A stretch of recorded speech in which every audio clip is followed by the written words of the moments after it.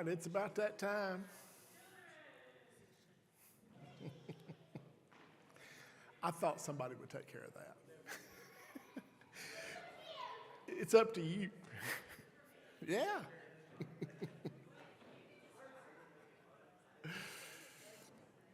All right. It seems that we are dwindling. No, not really. I know 4 of our people that would. It's quality that counts. You're exactly right about that. There will probably be other people who join us, most likely. I know that 4 of our people are in Europe somewhere, or the Middle East, or somewhere like that. So uh, that's all right. That's all right. Yeah, I'll bet they will. Yeah, no joke. So thank you for being here again. And this is nobody's first time, is it? No, I think I've seen all y'all before, at least once. Okay. So I'm grateful to my special effects person in the back there. He's now got us an official class banner. I told him, I guess I probably was supposed to do a PowerPoint for this class, but I always hired people to do that. I don't even know how to do one. And so since you don't know how to do one, yeah, you're not getting one. Sorry about that. So, I believe in providing jobs for people, What can I say? All right, quick review. All right, let me kind of run through where we've been, and I may even give you a little hint of where we're going on some of this stuff.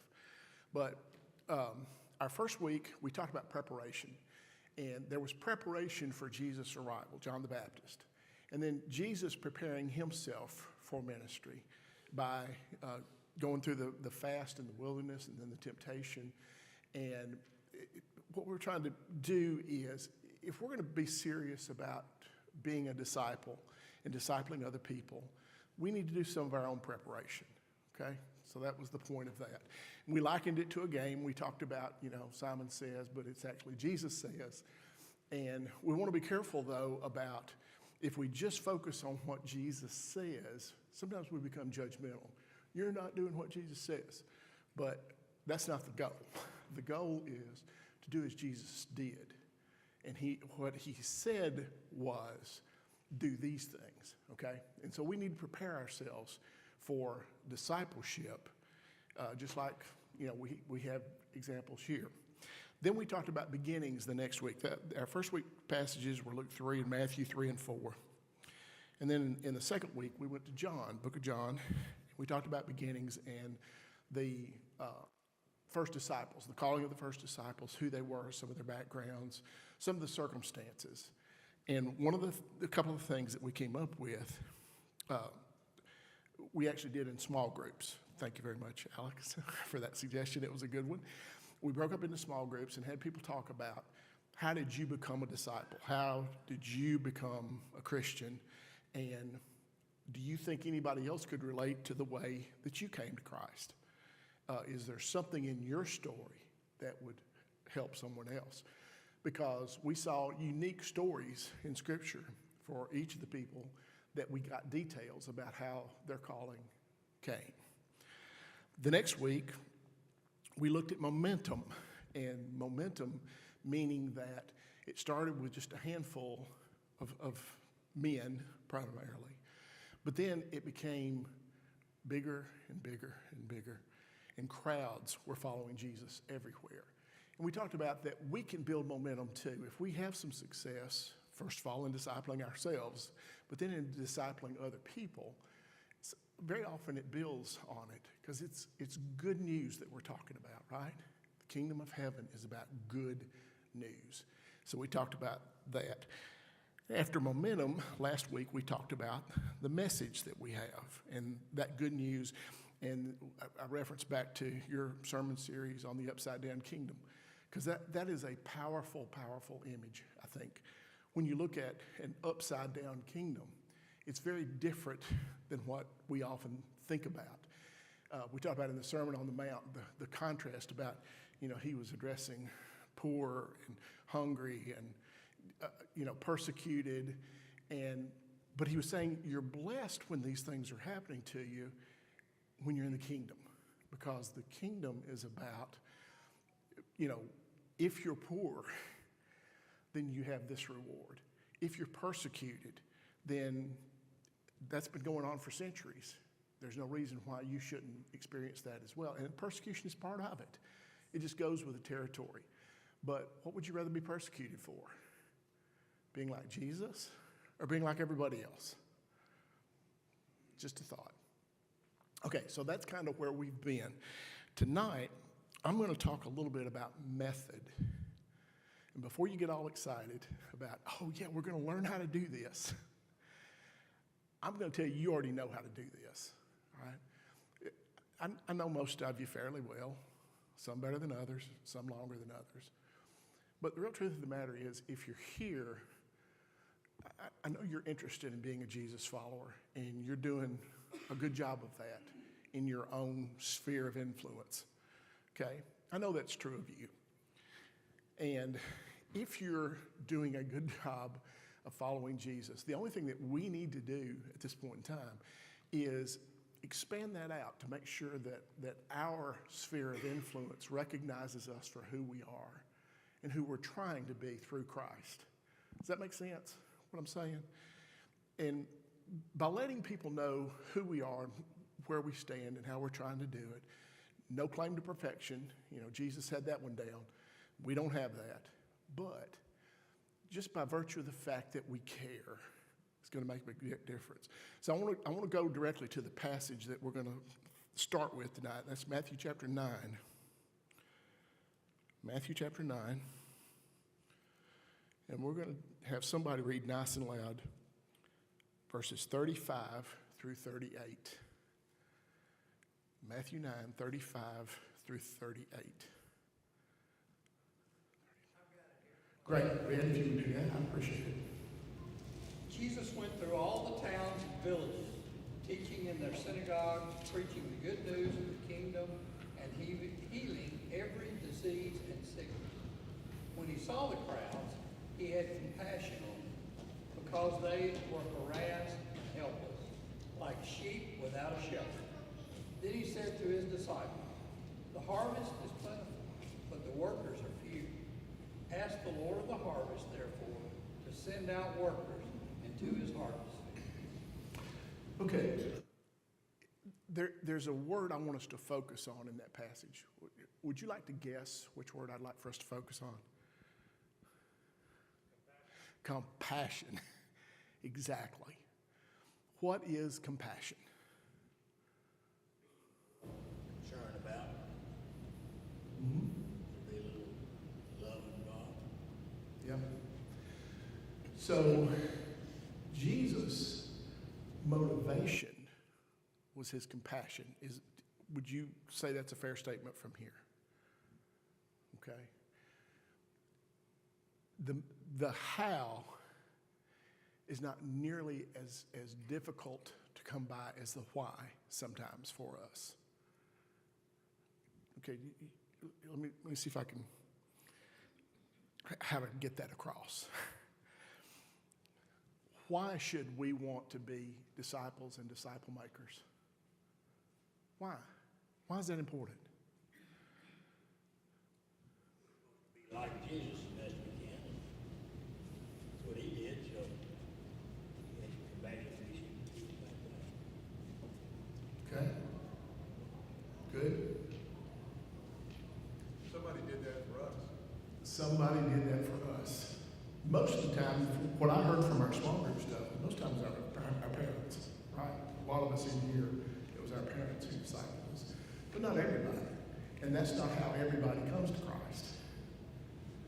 There is compassion for people, and that's how we heard the gospel and experienced what it's like to be a Jesus follower, is somebody cared enough to do that. I know all of us to be caring, compassionate people. I know we are. I've seen it in action many, many times. But it's got to be that why that drives us to do more so of this discipleship work. How is pretty easy, actually. Because what was Jesus doing? What do you glean from this passage that he was doing? He was there among them. Getting out among them. That's exactly right. going from town to town. Everywhere he went, he was telling the good news of the kingdom of heaven. Okay? So what happens if we do that? What happens?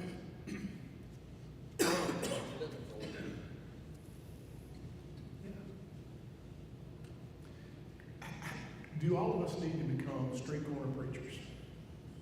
Should any of us do that? That would not be me. That's probably not the most effective way to do that, is it? Okay, our video session is kind of short tonight, and I want to give it just a little bit of introduction. Does anybody know who David Platt is, by any chance? 2 or 3 people? Okay. Radical. He is quite the passionate person about doing discipleship, okay? And I think you'll see that in this video clip. But I picked this one. I had a lot to pick from, but I picked this one because he packs a lot into about 2.5 minutes. Okay, so you're going to have to hang on and listen carefully as he talks about discipleship, okay? So if you would, Steve.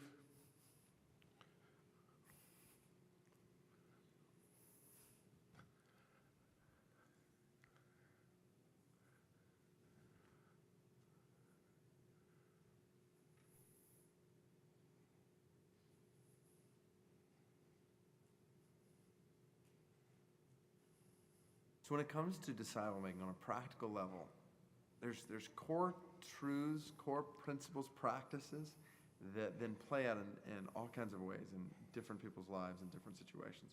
So the core principles or practices would involve going and baptizing and teaching and doing that in all nations. So going, sharing the gospel. So disciple making practically involves sharing good news of Christ with people who are lost, proclaiming the gospel. Baptizing, so inviting people into Christ and his church and showing people what the life of Christ in the body of Christ looks like, demonstrating what it means to be identified with Christ in our lives, and teaching the word, teaching people to obey everything Christ has commanded us. And so word-saturated lives, word-saturated conversations where we are constantly taking the word that's been received in us and reproducing it in others' lives, teaching the word, and then doing that in all nations. So it's not just go and make disciples, it's make disciples of all nations. So we're praying and we're giving and we're asking God how he wants us to go. Does he want us to go short term? Does he want us to go midterm? Does he want us to go long term? Are there ways that he wants us to go? How can we be a part of spreading this gospel to the ends of the earth? So then, practically, on the day-to-day life of a businessman, a stay-at-home mom, college student, that's going to look different, but it's the businessman, stay-at-home mom, and college student saying, okay, how can I share the gospel where I live? How can I share the gospel in the network of relationships I have? Who do I know that's an unbeliever? How can I intentionally foster relationships with unbelievers and put myself in situations where I can be sharing the gospel? That answer is going to look different in each of those people's lives, but that's kind of the central practice. Now, how does it play out? How can I, in the process of doing that, and as a part of doing that, show them what the life of Christ looks like in action? How can I, in a 1 Corinthians 11:1 way, say, follow me as I follow Christ? So we want to call people to in a healthy sense, see Christ in us and follow Christ in us. So this is where we need to take responsibility. Businessman, stay-at-home mom, college student, how can I, and the people that God has entrusted around me, how can I show them what the life of Christ looks like in business? How can I show them what the life of Christ looks like as a mom? How can I show them what the life of Christ looks like on this campus, and very intentionally, and show people what does praying look like? What does walking with God look like? What does purity and holiness look like? To be intentional about that. In the process, teaching the word, so we're not indoctrinating people with our own thoughts, our own opinions, but in the context of business, as a stay-at-home mom and a student's life on campus, how can the word saturate my conversations? How can I be intentional, especially with a few that are closest around me? How can I be intentional about investing the word in them? And then how can I mobilize those people around me in the process to pray, give, and go to the ends of the earth? So there's so much there, and it's tough to boil down, but when it comes down to the essence of disciple making, involves sharing the Word, showing the Word, teaching the Word, and doing all that with the goal of serving the world and seeing the gospel spread to the ends of the earth. And that comes alive in beautiful ways in a businessman's life, in a stay-at-home mom's life, and a college student's life. I thought that was so impactful and direct because everybody's circumstances is unique to who you are and where you are, your station in life. And I thought he did a great job, businessman, so on and so forth, because each one of us has a sphere of influence that we operate in. And within that sphere of influence, if we become intentional about this discipleship thing that we're talking about, and doing it in a way that is impactful in the lives of other people. I don't, sometimes we look at like okay, the street preacher thing I said before, I was kind of joking around with it a little bit, but I think sometimes we get afraid that we're going to be viewed that way. Oh, he's just a religious fanatic or whatever. When I was in college, we had this thing, we used to accuse some of the preaching students about being WERFs, W-E-R-F, wild-eyed religious fanatics, but it was just a joke. But I think we get afraid that people are going to see us that way, and that's not the goal at all. The goal is for people to see us different, reacting differently to the circumstances of life, okay? We've had so many circumstances of life lately. You know what I'm talking about? Oh, yeah. Yeah. This is our time to shine. It truly is. The people at Covenant have done a magnificent job of the way they've responded to the community who responded to them. Not with hatred and all of that, but thankful and appreciative for the support that they've received, for the care, for the prayers, all the things that you see from Jesus when he was so mistreated, so unjust in the way he was treated. There was nothing just about what happened there.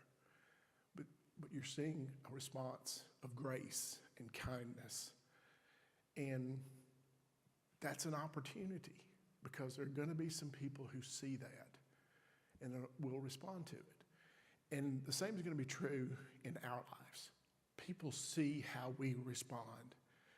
And then when it's different the way Jesus taught us to be different, not different weird, but different because we return kindness for rudeness.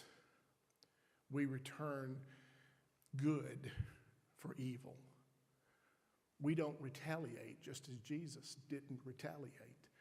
When we do that, that is discipleship in us. And I think people will see that. When people see in us peace, when there's nothing but chaos all around, it makes all the difference in the world. Does anybody struggle with peace when there's chaos? I think most of us do.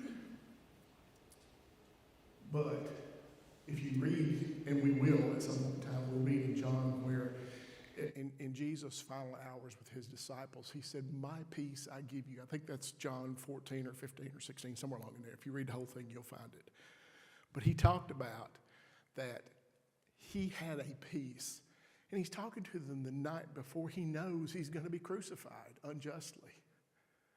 And he says, I'm giving you my peace. That's what his followers have. You have it. Whether or not you use it, that's up to you. I heard this illustration one time. I thought it was pretty interesting. A guy said, if you try to give somebody a gift and they don't accept it, who does it belong to? Whose is it?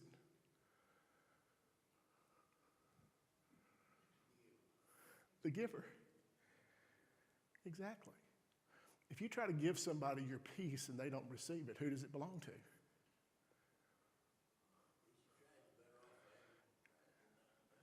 Exactly. Exactly. And if you try to give somebody, I'm going to treat them like they treated me. All right? That's revenge, is it not? And if you're trying to give away revenge and the other person doesn't accept it, who does it belong to? It is, when you really think about it. So what do you want to be giving? In whatever circumstance you find yourself in. Isn't that what true discipleship is? Because what did Jesus give in every circumstance, even when he was being tested by the lawyers and the Pharisees and all those people? What was he giving? Was he not giving truth? Here's the truth. You all are hypocrites. And he called them out on it. So we need to be givers of truth as well. Now, what did I just encourage you to do? Be not ashamed of the gospel. Yeah, exactly. Being a disciple. Don't be ashamed. The truth is the truth, and whether someone accepts it or not, that's not up to you. My problem is I know those things, but I gotta go do it. And to do it is my problem. Sure, it is for most of us. Don't do it. It is for most of us. You can out there. Yeah. What we're talking about here when we're talking about method is really a mindset. What can we keep in mind under whatever circumstances we find ourselves in, that I want to be a Jesus follower, that I want to be giving the way Jesus gave? How many people did Jesus heal that really didn't deserve it? Thank you. Good answer. That's correct. There wasn't a deserving one among them, but he gave it anyway. When Jesus handed out forgiveness of sins, who deserved that? Because he did hand out forgiveness of sins, if you read the Gospels. Who deserved it? Nobody. But he gave it anyway. Right? So shouldn't we be followers of Jesus in that respect? We give forgiveness because we have received it. As a matter of fact, that's going to be one of our readings tonight. I can't remember which one it is, so let's just get into some of these. Matthew chapter 10, verses 5 through 20. It's a little bit long, but it's important. Matthew chapter 10, verses 5 through 20. Now, to set this one up, okay, Jesus has already been performing some miracles, okay? And then we read the passage about where he had compassion on people. And he's looking for workers in the kingdom. Then the next section, the first part of chapter 10, is the naming of the 12 that are going to be his closest ones. When we pick up in verse 5, that's where I want to go right now and go through verse 20. So if I could get a reader for that, please. Jenny? Going to verse through 20. Through verse 20, yes.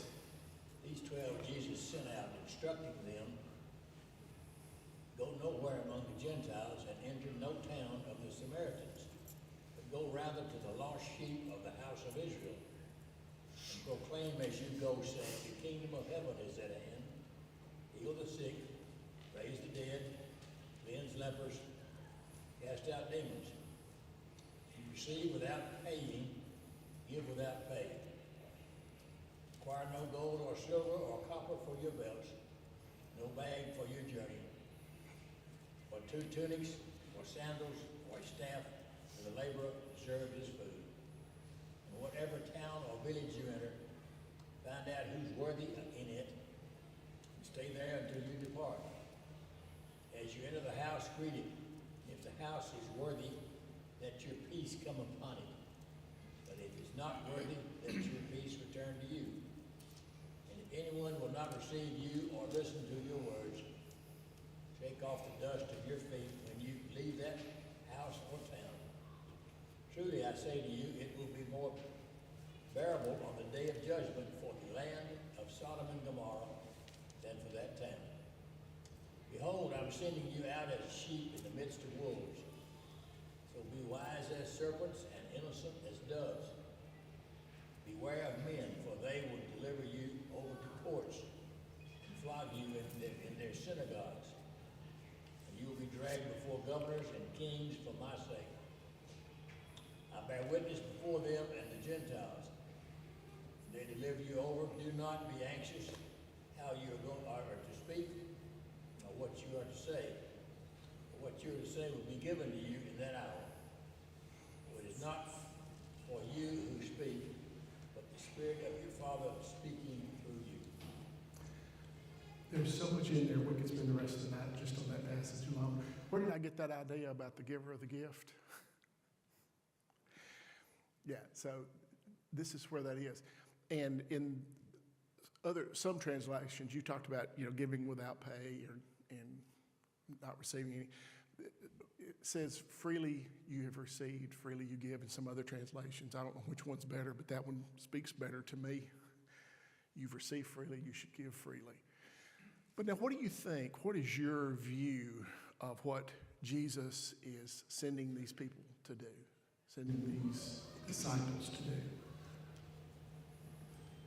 Just make some observations there.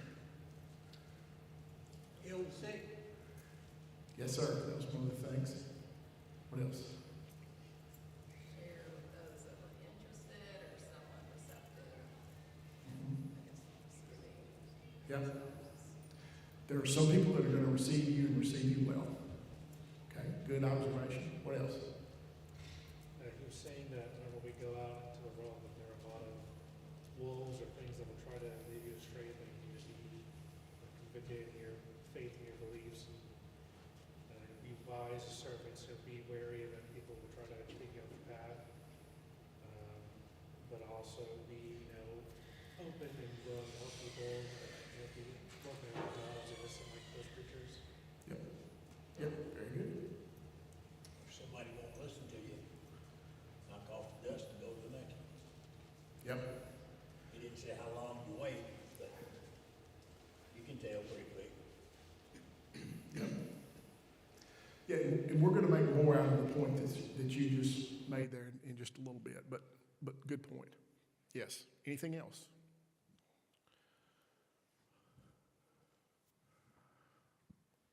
Is that it? Yeah, Mike.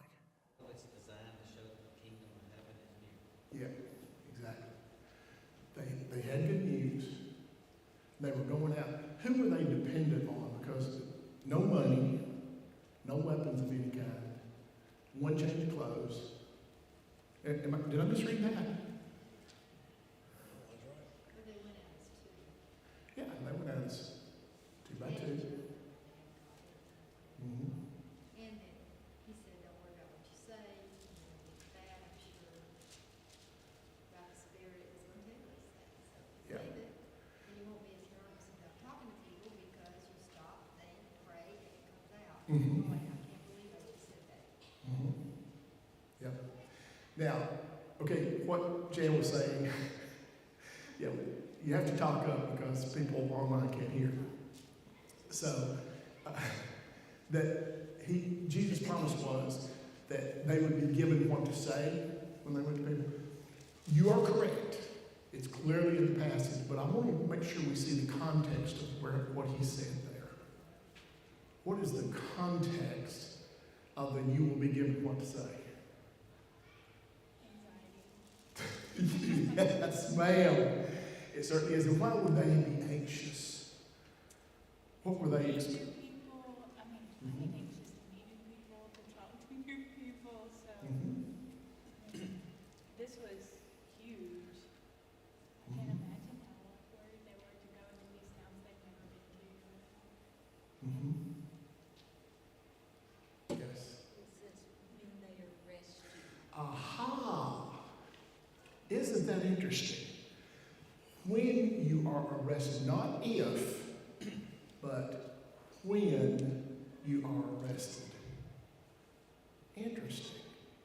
Because at that time, don't worry about what you're going to say because you'll be given what to say then.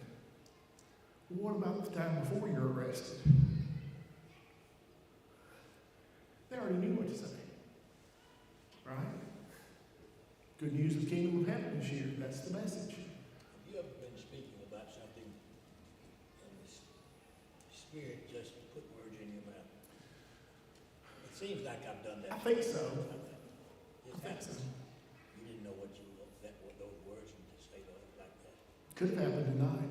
Or it might happen tonight. I don't know. I don't know. Could be happening right now. I don't know. Yes, there have been times where I felt like, Well, the Spirit. that's not me. There's no question about it. The Spirit is there to help us. And if we muster up whatever it takes to go and do this, He's there. Mhm. God walking with you. Yep. And if you get bashed in the head and they run you off, so what? Go to the next town. Yep. And that is the message that I want us to take to heart. To begin discipling, we know what to say and what to do, don't we? I mean, all of us have been church people most of our lives. And so we've heard lesson after lesson. We've been to classes, heard sermons. You know, when we were kids, we did crafts and things to help us understand what it is we're supposed to do to be followers of Jesus. It's not a lack of understanding, right? It's just lack of staying focused and doing, right? And so what Jesus, as I understand the passage, what he did was, I'm sending you out because this message needs to be spread. And I need for you all to do this. And, you know, just go into a town. You'll meet some people that'll gladly receive you. And when you meet those people, hang with them. Let that be your base of operation. Make sure you get the word out, okay? Then you're going to go on to somewhere else. And when you get there, it might not go so easy. There's going to be people that will reject you and hate you and do all these bad things to you. And when that happens, I'm there for you. My Spirit is there giving you what to say and how to do. But you've got to keep focused on what this discipleship journey is about. And that is getting that kingdom news out there. And expect to be persecuted. Jesus promised it. We'll look at that later in this series. We should expect some persecution when we do this. It's part of the game, if you will, from week one. This is a game we're playing, okay? Our game's fun, especially when you win. I got news for you. We've already won, right? If we're receivers of grace, we've already won. So if we've already won, let's play like we've already won. And let's be people that are not afraid to go and just, I'm going to be a disciple of Jesus wherever I am, whatever I'm doing, whether I'm a businessman or stay-at-home mom or a college student. I love the way he put all that. Tell us, don't be afraid. That's been part of my problem. When I was a little guy, I was so shy, I couldn't pick up the class, and I couldn't do anything much. Well, you got over the class part. Well, I get asked that all the time by my family. If I talk to them, like I talk to anybody in any grocery line, buying a hamburger, it doesn't matter, talk to them. Why not? Try to make them smile. Sure. We're all just people, and almost all of us have needs. And you never know what just a smile difference is going to make. We don't need to miss those opportunities. You tell somebody doing something for you, man, I really do like that smile you got. I love coming here to see you like that. Doesn't hurt you. Not a bit. I've never seen one of them didn't smile back at you. You do that. Yep. It's good stuff. It is. It is. And something as simple as that could be the door opener for a great conversation that leads to good news of the kingdom discipleship message. Okay? Anybody got an example they want to share about any of that? Guess not. I'll give you some more time if you need it. Okay. There's a lot more in the passage, and I don't want to shortchange the passage here, but I kind of think we probably ought to move to the next one I've got down here. Luke chapter 8, verses 1 through 10.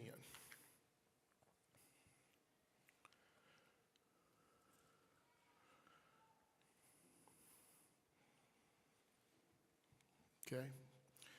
Luke 8, 1 through 10.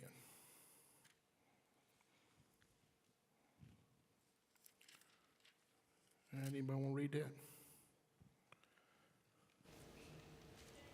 After this, Jesus traveled about from one town and village to another, proclaiming the good news of the kingdom of God. The 12 were with him, and also some women who had been cured of evil spirits and diseases.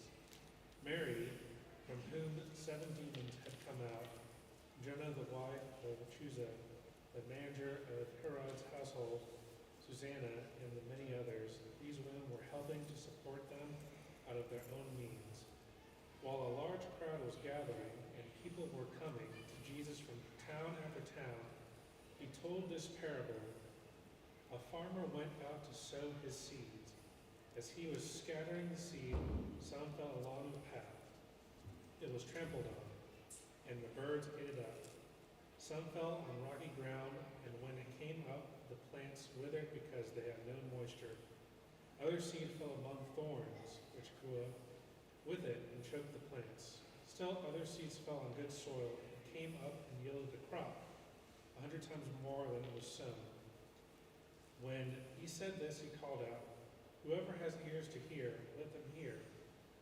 His disciples asked him what his parable meant. He said, "The knowledge of the secrets of the kingdom of God have been given to you, but others I speak in parables so that, though seeing they may not see, though hearing they may not understand."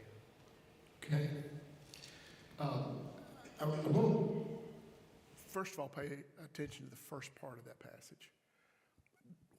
What do you learn from that first part? Anything? First 3 or 4 verses.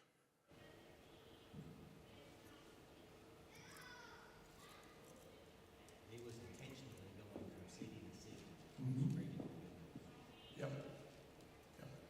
Yeah, it was his mission, that's why he came. Yes, he had a vision, that's why he came. He had the disciples with him and several women who were helping support him. Interesting. Did you notice some of those connections there? Who was Herod? Yeah, he was king.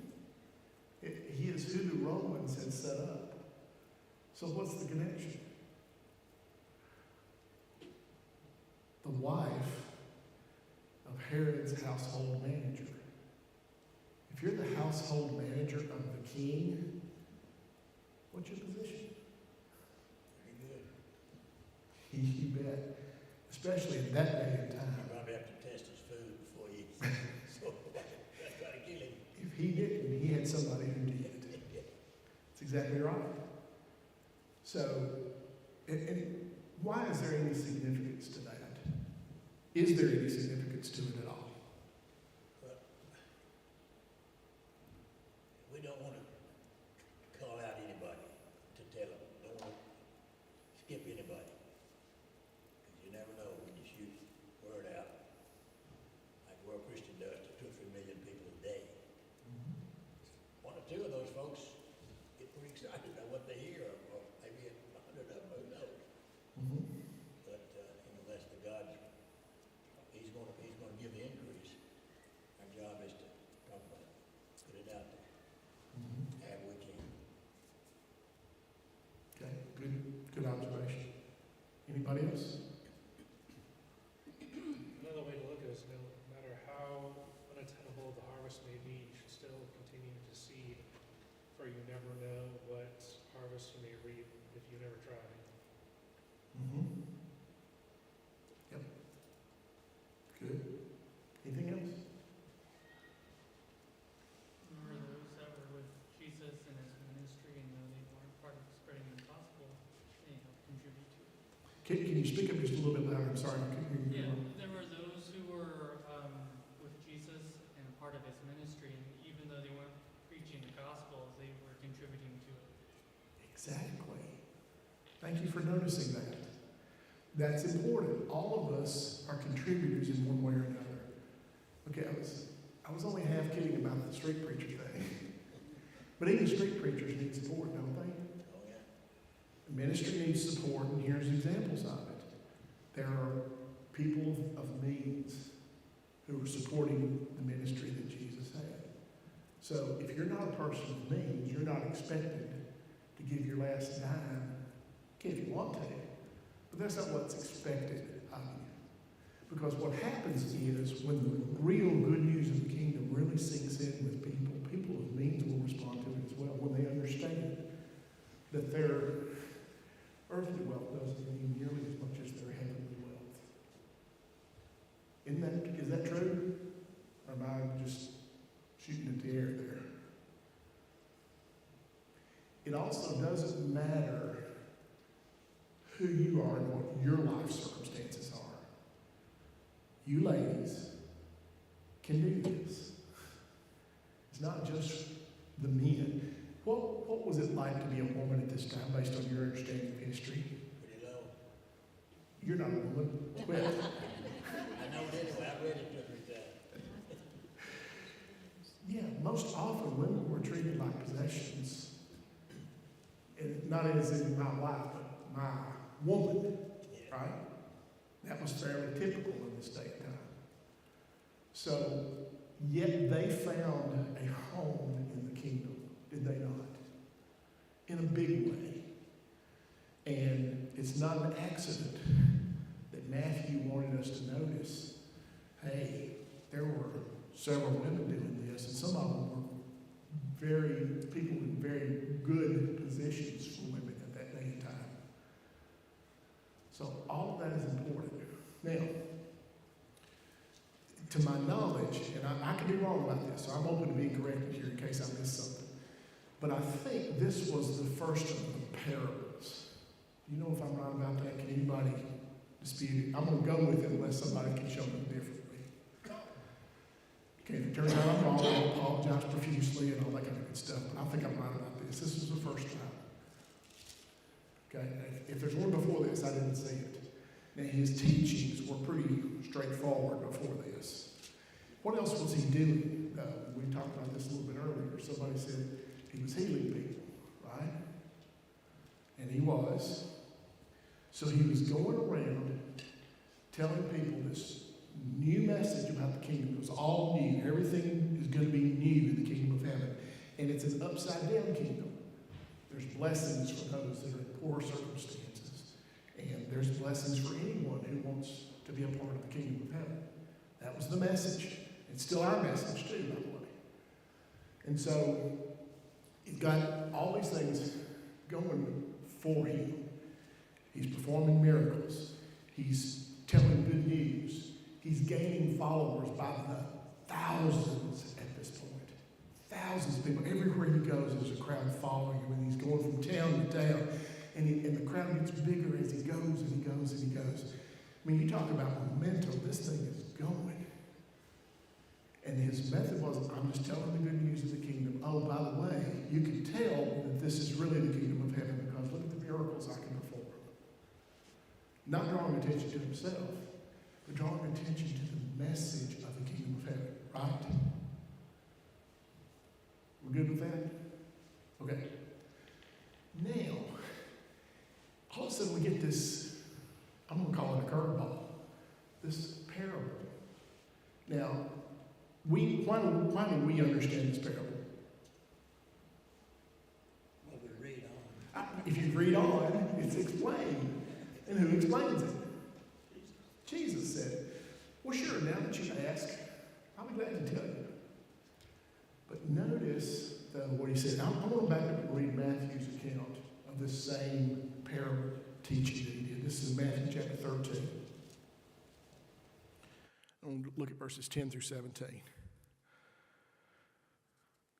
Matthew 13, 10 through 17.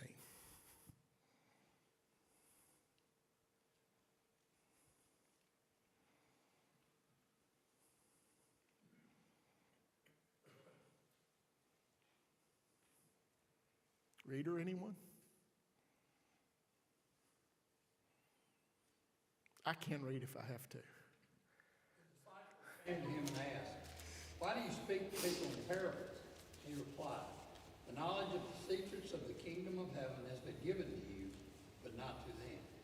Whoever has will be given more, and he will have an abundance. Whoever does not have, even what he has will be taken from him. This is why I speak to them in parables. Though seeing, they do not see. Though hearing, they do not hear or understand. In them is fulfilled the prophecy of Isaiah. You will be ever hearing but never understanding. You will be ever seeing but never perceiving.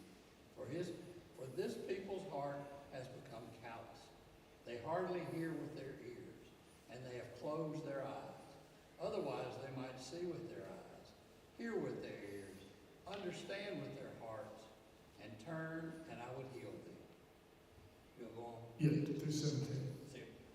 But blessed are your eyes because they see, and your ears because they hear. For I tell you the truth, many prophets and righteous men long to see what you see, but did not see it, and to hear what you hear, but did not hear. Okay. So, why then did Jesus start speaking in parables? What would be your assessment of how he answered that question? Easier for the listener to understand what his point was, maybe. Okay. Well, they heard him, but they didn't listen. They didn't understand it in many cases. Yeah. Maybe to show them an easier way to proclaim the truth, maybe share it with them. You can tell a story too. Mhm. Okay. Being motivated to dig deeper, possibly, or listen more, or search, I don't know, search themselves to try to understand it. Okay. Why don't you spend about 30 minutes explaining this? Clarify all this. I only got 30 minutes. Well, Isaiah says, right there, Yeah. you will be ever hearing but never understanding. So you can talk to them, but they don't understand what you're talking about.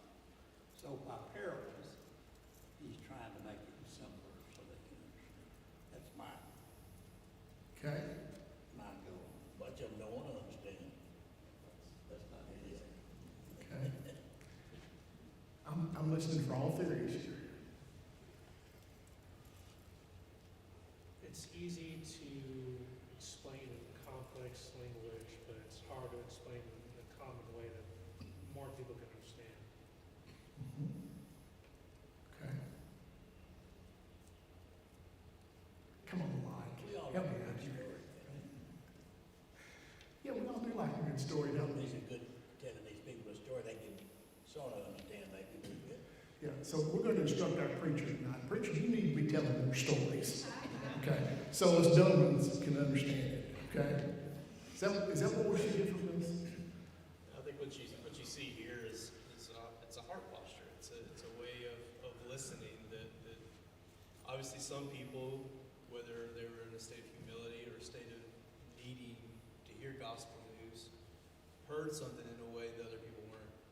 It's because something was going on internally. There's nothing wrong with their ears. Something's wrong with their heart. I think Jesus, throughout his ministry, is always going deeper into what the heart is, not what necessarily we see on the outside. And so I think that's what he's meaning here is you don't hear because you're not in a posture of hearing.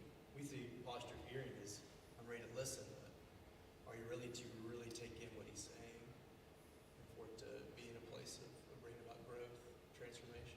Well, I think we're really getting to the heart of what this is about. Not that anything you all said was wrong, because for simple-minded people like me, you have to put it on a level where I can understand it. Okay? And the parables, okay, this was started out with seeds and sowers. What would that mean to people in that were hearing him there? Nothing but farmers and things they know about. Yeah. They could get a visual of that and understand it. But he clearly wasn't talking to them, was he? Based on what's in the passage. That's not who he was talking to when he started doing this parable stuff.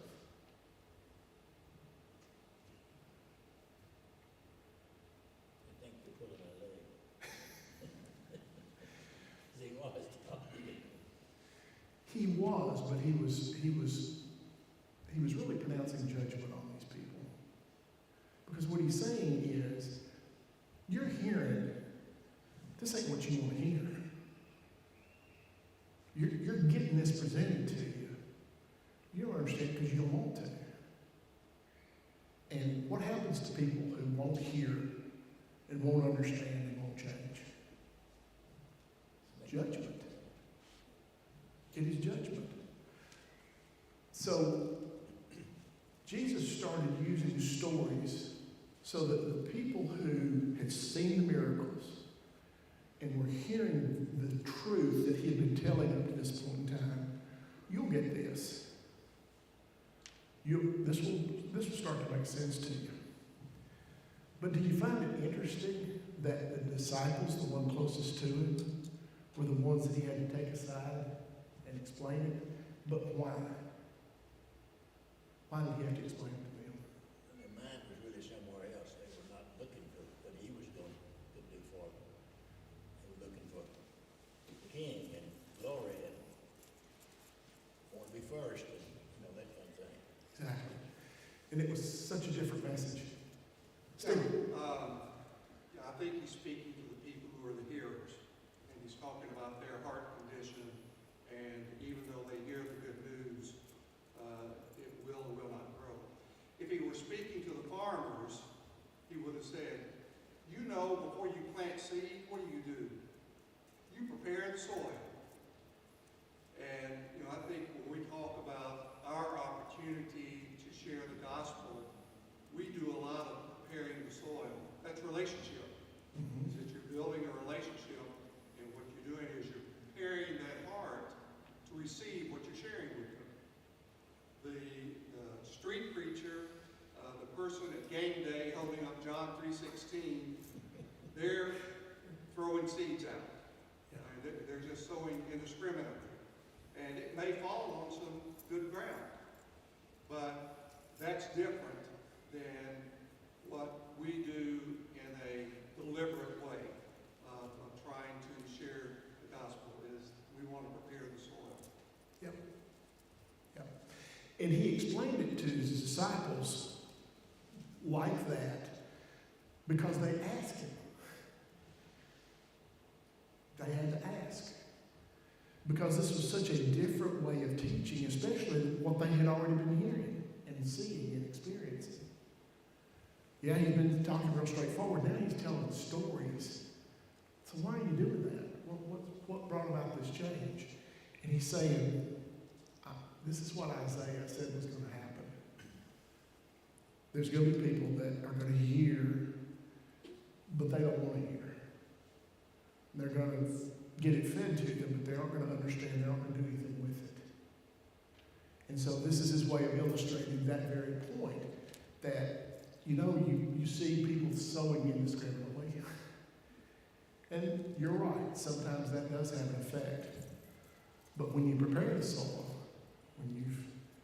when it falls on good ground, that's when things start to happen. So pay attention to the crop, because a lot of that is broadcasting stuff, that's going to go away. So That you're won't saying last. that you got to be maybe friendship evangelism to a point until the people trust you and they believe what you're saying is for them. Exactly. And we may do some more parables. I don't know whether we will or not as we go through this, because there's some great teaching in the parables. Some of you may remember this. Most of you, I'm sure, will not. But a few years ago, I did a series on the Kingdom of Heaven is like. I did the auditorium across the street on Sunday morning. And I had a great time doing that. And those were parables about things that people could understand. Okay, the Kingdom of Heaven is like a pearl of great price that you sell everything. Or it's like a treasure buried in a field where you give up everything. Okay, you see where he's going with these stories. And to a lot of people that were hearing it according to this passage, that didn't really mean anything. They weren't getting it because they didn't really understand. They didn't really want to hear it. So from this point forward, what you're going to begin to see is it starts getting harder. Does anybody think discipleship is hard? Well, it is. It's going to be hard. Okay? Easy wouldn't do much good. Right. Should you still sign up for it? And Okay. You have to make that decision. You have to decide, is it worth it for me to do this? Obviously, the earliest disciples thought so. They gave up their lives for it. They suffered persecution, hardship of all kinds, And you see that being played out here. And sometimes it's great to use stories and illustrations, so I wasn't trying to tell you how to preach, man. You got that down. So don't be taking advice from me. Sometimes stories are great to help get a point across. But you can tell the best story in the world, and some people ain't going to hear anything you say. It's just a fact of life. So, is that your problem? It's not. It's not. Okay, so I'm trying to give us all sides of this. What Jesus was doing with all the handouts, the food, the healing, everything that he was doing, he was freely giving all that away and telling his disciples, you need to do it too, because you've received it freely, you need to give it freely. But you got to understand at some point in time, even if you draw crowds, it may not last. And it gets harder as you go along. Sometimes you're going to experience extremely difficult circumstances. In our day and time, if we try to stand up for what the truth is, we will experience hard times. Is that a true statement? Amen. Yeah. Unfortunately, that's just true. But it is good news. It's the best news ever. And we don't need to sit on that. And we don't need to be afraid of the hard times. We need to trust the process. We need to trust the Spirit of Christ, that He's with us and will give us what to say when it really gets tough. When we're really under the gun, we can count on Him. He'll be there for us. But that's what I gleaned from these passages tonight. Do y'all want to fix me? Because I may be busted. Okay. We're about out of time. Any comments or anything? And I promise I'm not going to do this lecture type thing every time. I'd much rather hear what you all have to say. And we'll probably do small groups, and I will do field trips before this thing's over. Never can tell. I think it's like what's mentioned before. Jesus' message was all about the response. When he spoke to the Jews of the day, they didn't have a response. When he spoke to the Gentiles and those who were rejected, they did. As we see in countless stories, those who are given much praise much. And we see the mercy and God's grace demonstrated through those who accept his message. And in the parable, it's all about how that message is received and respond to. There's no scripted way of how you're supposed to be doing anything, just that you're responding to it. And then the proper outcomes that come after a spirit of love, a heart of Jesus Christ, a willingness to give it all for that message. And we see that in the disciples as they start with Jesus Christ and they move with him through his ministry to the very end. We see how they change in response to that message and making that decision, because they don't always choose it right away. We see that in Matthew over and over again with his doubt on walking on the sea, and with his abandoning of Jesus Christ after the rooster crows. But we see that he comes back, and then that's what God builds his kingdom, his church on. And we see that God builds and accepts anybody who responds to what he's saying. Well said. And you hit on a point that I missed accidentally. When he was sending these people out, did you notice that he restricted the places, who they were supposed to be speaking to? Yeah. Why would he do that when this is a message for the whole world? Give them a little encouragement, a little chance to be successful. Maybe. Success is good. What's that? Household was focused on the Jews, the household of the Jews, not the others. They'll be focused on later. Yeah, exactly. It was kind of a stay in your lane message, don't you think? Okay, you're not here for everybody, because not everybody is going to relate to your story or your message the way you present it and the way you live it out. Right? So, you know what? it's okay to stay in your lane because you're not here for everybody, even though the message is here for everybody. Do what you can do and stay focused on that. And thank you for bringing that out because I think that's really important. We need to do what we can do and not worry about the other stuff. Right? Good job. Anything else? See, y'all teach a much better class than I do. Okay. Tally, would you mind praying us out tonight? Sure. Appreciate it. Let's pray. Dear Father, we're grateful for this opportunity to be here. Father, we're thankful that we can study your word. We're grateful that you give us the opportunity to share that word with others.